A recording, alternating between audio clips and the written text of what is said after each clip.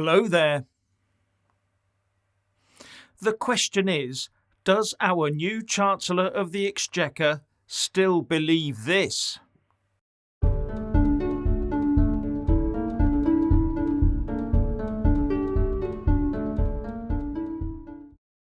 After the shock resignations of his Chancellor and Health Secretary last night, Boris has replaced Rishi Sunak and placed Nadhim Zahawi in the Treasury. Now, Zahawi is an Iraqi-born accomplished businessman, so could bring some real-world expertise to the job instead of pure top-level banking thinking. And he knows about polling, having founded YouGov. And the scuttlebutt is that Rishi and the Health Secretary Sajid Javid were about to be given the shove today anyway, so not so much of a shock maybe. And Boris has rid the cabinet of two people who could be regarded as banking globalists. But one thing about Zahawi is that in June 2013 a story emerged of him pushing for asylum for illegals.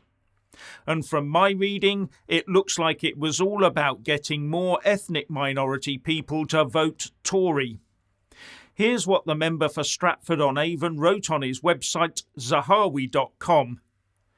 As a result, just 16% of ethnic minority voters chose to vote for us in 2010.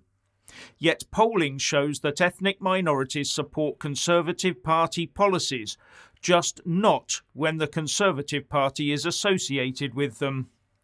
In my essay, I therefore suggested that we needed a bold, emblematic policy to convince ethnic minority voters that we are worth listening to. As I say in the essay, an amnesty for illegal immigrants which would grant them leave to remain without access to benefits, not citizenship, could be that policy. And he went on to say that the UK would then need to tighten its borders and increase sanctions on those that employed illegals. And Boris has failed on that anyway.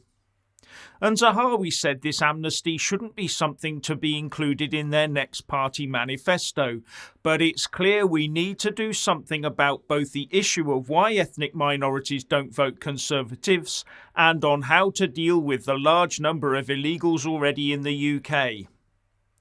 And given Boris Johnson's previous pronouncements, it's not likely he'd not be pushing against an open door, is it?